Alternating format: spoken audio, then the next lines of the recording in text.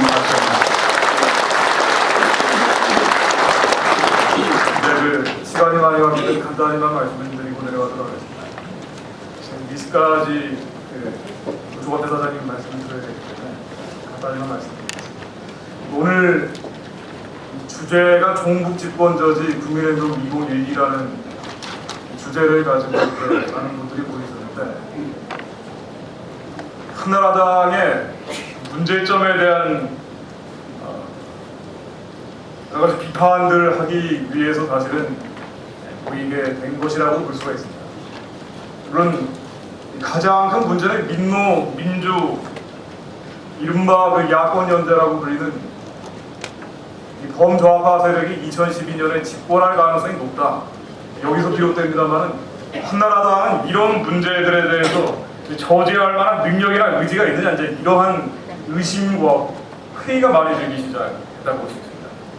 이 한나라당에 관계된 분들을 제가 사석에서 만나고 많이 공적에서 들어보고 개인적으로 만나든 아니 집단적으로 만나든 간에 하는 공통된 반응들이 있습니다.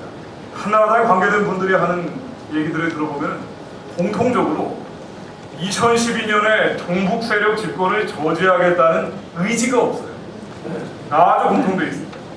내년 총선에서 이 금배지를 다는 것, 마을 금배지를 뺏기면 어떻게 되는가 하고 이제 두려워하는 것들은 굉장히 많이 느껴지는데, 정권 12월에 있는 이 대한민국의 정권을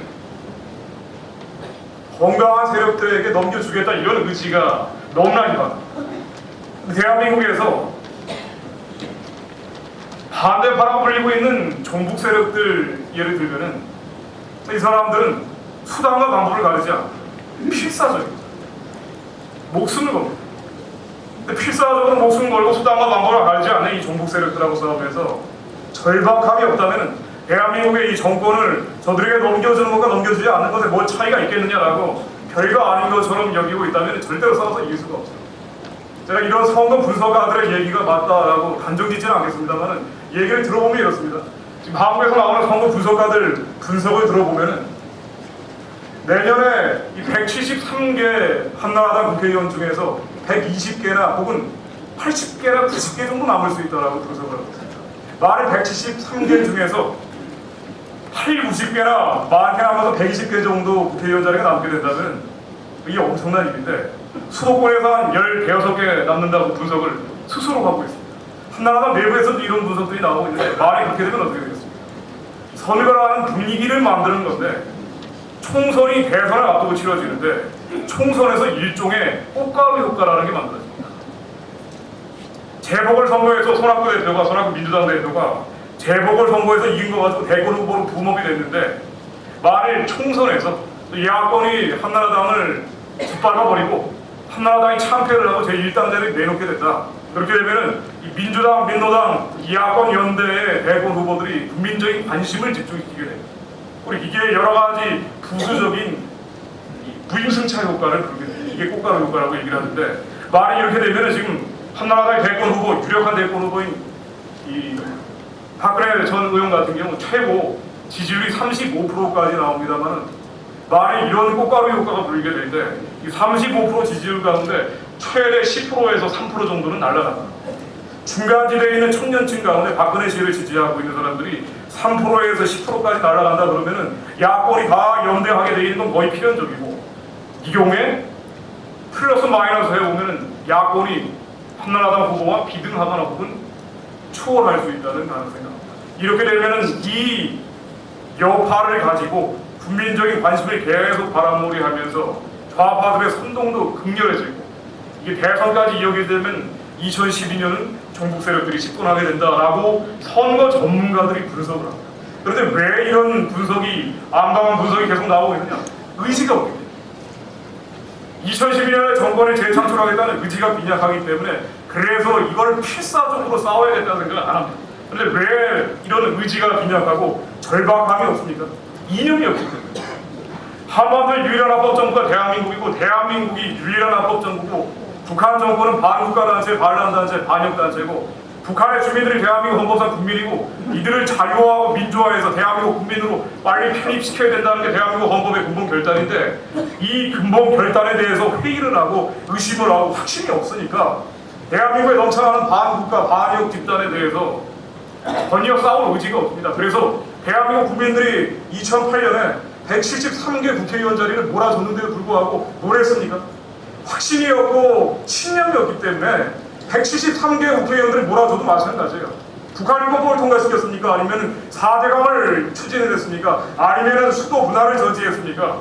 대한민국에서 여러 가지 악법들이 계속 나오고 있는데 노무현 정권과 비교해서 뭐가 달라졌는지 국민들이 의심하고 있습니다. 173개 국회의원들이 있는데도 이 모양인데 만에 2012년에 총선에서 이게 8, 90개가 돼버린다 그러면 대한민국은 보나마나죠. 대한민국에서 지금 벌어지고 있는 여러 가지 엽기적인 현상들 가운데 가장 엽기적인 정치 현상이 지금 한나라당에서 벌어지고 있습니다. 한나라당 국회의원들이 지금 반국가, 반진실, 반헌법적 주장들을 일삼다가 이제 반기업으로까지 넘어가고 있습니다. 한나라당 국회의원들 지금 소장파라고 하는 사람들 얘기 들어보십시오. 대한민국 국민들의 지지에서 이 사람들을 만들어줬는데 재벌에 대해서 비판을 하는 건 좋은데 근거를 가지고 뭔가 데이터를 가지고 비판을 해야죠. 뭐라고 얘기합니까? 정든 의원 같은 경우 이렇게 얘기했습니다. 재벌의 세습이 북한의 3대 세습보다 나쁘다는 식으로 얘기를 했어요. 선과 악을 뒤바꾼 거죠. 북한의 3대 세습이 대한민국 국민들을 포함해서 우리 민족 700만 명을 죽인 게 김일성, 김정일, 이제 김정은 체제로 이어지고 있는데 우리 700만 동족을 죽인 저 학살 정권에 대해서 저 3대 세습보다 대한민국의 기업이 더 나쁘다라고 얘기하고 있는 게 북한의 노동당 간부들이 하는 얘기가 아니라 집권 여당 가장 핵심되는 국회의원들이 하고 있다는 게 문제의 문제입니다. 여기서 가장 끔찍한 것이 아까 양현태 박사님께서 말씀하신 6.15 선언에 대한 한나라당의 집단적 투입입니다. 6.15 선언을 지지하느냐? 북한 정권은 6.15 선언에 대해서 아주 명쾌하게 얘기하고 있습니다. 북한의 노동신문에 가장 많이 나오는 얘기가 6.15 선언, 14선언 이행 실천하라는 거고 이거를 이행 실천하면 한반도에 평화가 온다고 얘기하고 있습니다. 6.15 14선언이라는 것은 북한의 노동신문에 명확하게 나와 있듯이 이렇게 표현하고 있어요. 해석할 필요도 없습니다. 북한은 김일성이 만든 게 고려민주연방제인데 고려민주연방제가 6.15 14선언 안에 구현되어 있다고 얘기하고 있어요. 그래서 6.15 14선언이 이행되면 김일성의 조국통일 노선과 방침이 관철돼서 그래서 온 사회가 주체사상화되는 고려민주연방제로 넘어간다고 되어 있습니다. 북한 주장에 따르면 6.15 14선언은 고려민주연방제고 이것은 온 사회 주체사상화는 적화통입니다. 그런데 여기에 대해서 한 번 물어본 것도 아니고 4차례의 팩스를 보내고 전화를 걸고 하면서 한나라당 국회의원들에게 찬성하십니까 반대하십니까 라고 물어봤더니 이 중에서 반대 의사 표시한 사람이 딱 2사람밖에 없어요. 대한민국의 반국가, 반기업, 반진실적 주장을 하는 건 말 하나 해도 없고 대한민국을 적화 통일하겠다는 주장에 대해서 신념이나 확신은 없고 이거 하거나 말거나 별 상관없다는 사람들이 지금 대한민국 집권 여당을 이루고 있고 그나마 이번 역시 2012년이면 아리까리하다는 이게 지금 문제의 본질입니다. 왜 대한민국의 2012년 국민행동이라는 이런 엄중한 결단까지 하기 이르렀냐? 이대로 가다가는 용케 2012년에 정권 교체가 저지된다고 하더라도 어느 순간에 대한민국이 적화수렁으로 빠져들어갈지 알 수가 없는 지경에 이르는 겁니다. 만일 대한민국 국민들이 이걸 집단적으로 동의하고 있다는 말이 되겠지만 문제는 그렇지 않다는 겁니다. 대한민국 국민들은 자유민주주의를 사랑하고 자본주의 세계 60년이 만들어낸 이 성공의 결실을 맛보면서 지금까지 대한민국을 세계에서 15번째 GDP 국가로 성공시켜놨습니다. 아프리카의 53개 GDP보다 대한민국 GDP가 합친 게 훨씬 많습니다. 대한민국이 수출하는 양이 중남미 32개국 합친 것보다 더 많습니다. 위대한 나라를 만들었는데 이 위대한 가치를 어이없는 상황에 몰려서 어이없게 박탈당하게 생겼다는 게 지금 현재 상황입니다. 그래서 대한민국 국민들이 뭘 해야 되느냐? 대한민국을 사랑하는 절대 다수 국민들이 대한민국이 유일한 한반도의 합법 정부라는 것을 우리 청년들에게 알리고 우리 이것을 행동화하고 조직화하고 그래서 우리 대한민국적 가치가 남한 땅에 머무는 게 아니라 이 자유와 생명이 휴전선 넘어서 북한까지 진출할 수 있도록 우리 스스로 행동하고 조직해야 된다는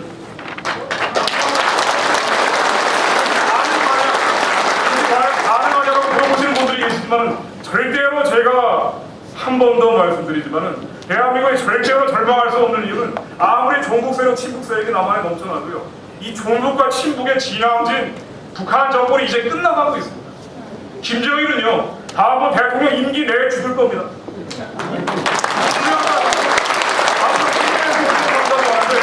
김정일이 죽을 때는 예전에 김일성 죽을 때하고 하늘과 땅 사이가 될 겁니다. 김정일이 죽었을 때는 대한민국이 위기가 아니라 대한민국이 자유민주주의 통일할 수 있는 절호의 찬스가 오게 될 텐데, 이 절호의 찬스를 우리가 눈 뜨고 놓쳐서는 안 된다는 얘기죠. 좌경화되고 있다고 얘기를 합니다. 그러나 대한민국 청년들이 좌경화되고 있다고 하는 것은 미래에 대한 희망이나 기회가 상실되고 있다는 두려움 때문인데, 그러나 분명한 걸 제가 전국 방방곡곡 다니면서 청년들에게 진실을 알리고 헌법을 얘기할 때 청년들이 격렬히 반응하고 환호하고 활치하는 바로 그 중요한 이슈가 있습니다. 너희들이 김정일 친척이냐? 김정일이 지금 죽어가는데 대한민국의 자유통일할 기회가 왔다.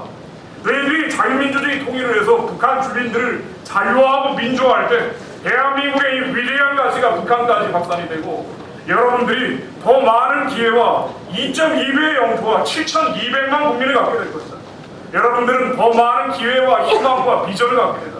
청년들은 이 구호에, 대한민국의 자유민주주의 통일에서 이주국가 통일의 강국으로 가자는 이 구호에 환호하고 갈채를 보내고 그리고 박수칩니다.